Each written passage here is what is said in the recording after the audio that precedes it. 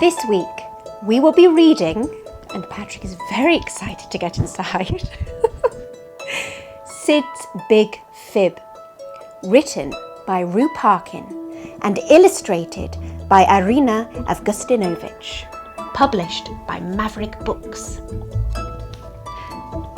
Now, are you sitting comfortably? Was that a yes? Fantastic. Then let's begin. Now, this is Roo's debut book, so we can't wait to get inside. The playground filled with children. Sid grinned. "Hey, Lulu," he shouted.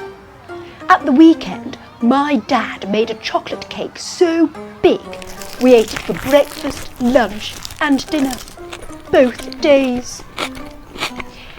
"At the weekend," said Lulu, "my dad made a chocolate cake so big it burst out of the oven, filled up the kitchen, and now my whole house is covered in chocolate cake. I basically live in a chocolate cake." Sid frowned. "At the weekend, my dad took me swimming and I swam underwater for ages, like a dolphin."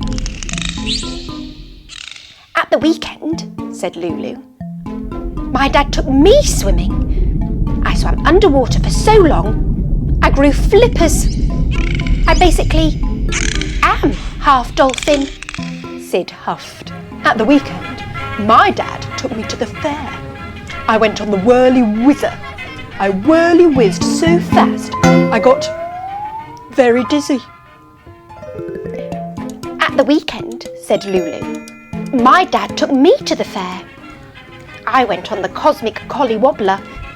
I cosmically colly-wobbled so fast, bits of my brain flew out of my nose." Sid said nothing. But then, ping! An idea. Whoosh! It whizzed up his throat and bounced around his mouth. Sid tried to lasso it with his tongue, but bam, bam, bam, it hammered against his teeth. "At the weekend," he blurted out, "my dad built a space rocket." Lulu looked at Sid. Sid looked at Lulu. "Where's he been in it?" she asked. Sid thought about laughing and saying, "Only joking."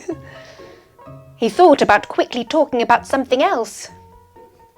But he said, "Tonight he's going to the moon to bring me back some moon rock." Sid was super busy that evening, collecting pebbles and painting them all shades of space. His little fib was getting bigger, and the next day, Sid took the moon rock into school. "Cool," said Lulu. "When can we go in the space rocket?" Sid thought about pointing into the distance and saying, "Look, free sweets," before running off. But Sid said, "Not tonight. Dad's on a mission to Mars, and he's bringing back an alien." The whole school gasped. Before he knew it, Sid's little fib had become a great big humongous stuffed crust triple-topped mega mahoosive stinker. Oh. And the next morning, Sid prepared his alien for its big day. "Ooh!" cried all the children. Sid was officially the king of Planet Cool. But aliens struggle with school. It unleashed the class hamster, painted all over the walls, and had a bath in the custard. The dinner lady was furious. "I'm furious." "That's no alien," she said. "It's too screamy, too slimy, and it's far too stinky. That's a baby! Sid's great big, humongous, stuffed crust, triple-topped, mega-mahoosive fib was out. Sid's fib had caused chaos. He had a lot of making up to do.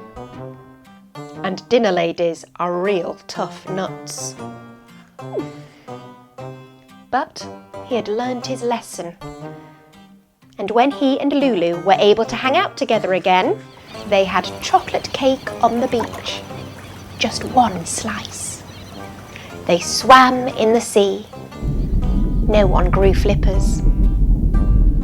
And when they cosmically colly-wobbled, no brains flew out of anyone's nose. Things were fun without fibs.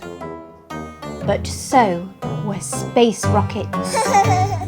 The end. Well, we will not be fibbing ever again, will we, Patrick? I've learnt my lesson.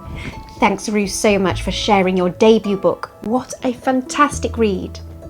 Remember to subscribe to Storytime with Hannah and Patrick to be the first to know when our next video is live. And remember, like these videos if you've enjoyed. We'll see you very soon, my little readers. Have a wonderful week. Bye-bye.